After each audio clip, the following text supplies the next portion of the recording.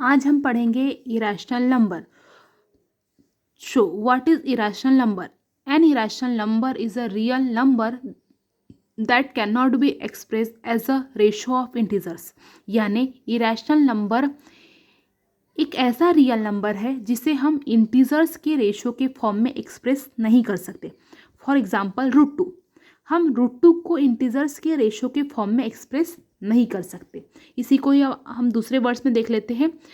We cannot express any irrational number in the form of ratio such as p by q where p and q are integers and q not equals to 0। यानी irrational number को हम कभी भी ratio के form में, कैसे, p by q जहाँ हमारा p और q दोनों इंटीजर्स हो और डिनोमिनेटर q 0 के इक्वल नहीं हो, इसे फॉर्म में हम एक्सप्रेस नहीं कर सकते, तो वो हो जाएगा हमारा इरेशनल नंबर। इसी को आप दूसरे वर्ड्स में कह सकते हो कि जो भी रियल नंबर रैशनल नहीं होगा वो इरेशनल होगा। जैसे अगर किसी भी रियल नंबर को हम p बाई क्यू के फॉर्म में लिख सकते हैं, p और q दोनों इंटीजर हो, q 0 के इक्वल ना हो, तो हमारा रैशनल नंबर होगा। तो जिस भी नंबर को हम इस फॉर्म में एक्सप्रेस नहीं कर सक रहे वो इरेशनल, यानी हमारा जो भी रैशनल नंबर नहीं होगा वो इरेशनल नंबर होगा, ऐसा भी आप कह सकते हो। यहाँ से आप क्या समझ रहे हो कि ऐसा रियल नंबर जिसे हम इंटीजर्स के रेशो के फॉर्म में एक्सप्रेस नहीं कर सकते वो हमारा हो जाएगा इरेशनल नंबर। अब हम इसकी कुछ प्रॉपर्टीज देख लेते हैं। Taking the sum of irrational number and a rational number gives an irrational number. यानी जब भी हम रैशनल नंबर और इरेशनल नंबर का सम लेंगे तो हमें ऑलवेज रिजल्टेंट इरेशनल नंबर ही मिलेगा।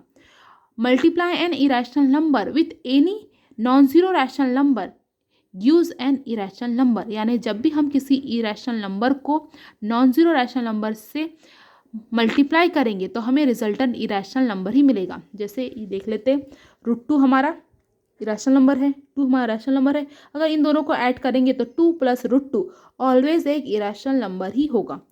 2 रैशनल नंबर है, √2 इरेशनल नंबर है, इन दोनों का मल्टीप्लाई करेंगे 2√2। इसे हम कभी भी p बाई क्यू के फॉर्म में, जहाँ p और q दोनों इंटीजर हो, ऐसे फॉर्म में हम एक्सप्रेस नहीं कर सकते, यानी ये भी हमारा इरेशनल नंबर हो जाएगा। तो ये दोनों प्रॉपर्टी वही कह रही है कि अगर हम रैशनल और इरेशनल का सम ले, रैशनल और इरेशनल का मल्टीप्लिकेशन ले, हमें रिजल्टेंट इरेशनल नंबर ही मिलेगा।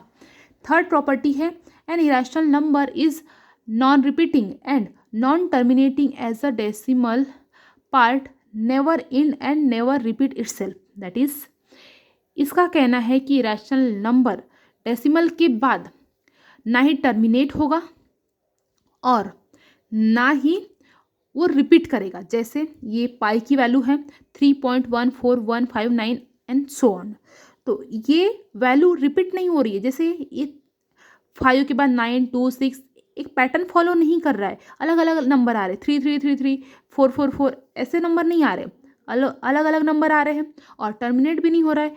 इसको आप कितना भी आगे सॉल्व करते जाओगे तो ये आगे आगे आगे आते जाएगा, इंड नहीं होगा। तो डेसिमल नंबर नॉन रिपीटिंग, यहाँ कोई भी नंबर एक के बाद एक सेम टू सेम रिपीट नहीं हो रहा है, टर्मिनेट नहीं होगा, ये टर्मिनेट नहीं होगा। तो इसका कहना यही है कि इरेशनल नंबर डेसिमल के बाद ना ही टर्मिनेट होगा और ना ही रिपीट होगा। पाई की वैल्यू आप कहोगे 22/7 लेते हैं, वो राउंड फिगर में लेते हैं, इन जनरल उसकी एग्जैक्ट वैल्यू ये है, लेकिन हम हमारे कन्वीनियंस के हिसाब से 22/7 ले सकते हैं, जो राउंड फिगर में इसी के नियर बाय वैल्यू आती है। ओके, तो इरेशनल नंबर यानी ऐसा नंबर जिसे हम इंटीजर्स के रेशो के फॉर्म में एक्सप्रेस नहीं कर सकते। उसकी प्रॉपर्टी, अगर हम इरेशनल को रैशनल नंबर के साथ ऐड करेंगे तो हमें रिजल्टेंट इरेशनल नंबर मिलेगा। अगर हम उसे इरेशनल नंबर को रैशनल नंबर के साथ मल्टीप्लाई करेंगे तब भी हमें रिजल्टेंट रैशनल नंबर मिलेगा, और डेसिमल के बाद उसके टर्म्स ना ही एंड होंगे और ना ही टर्मिनेट होंगे। ओके, आई थिंक आप लोग अब समझ गए होंगे।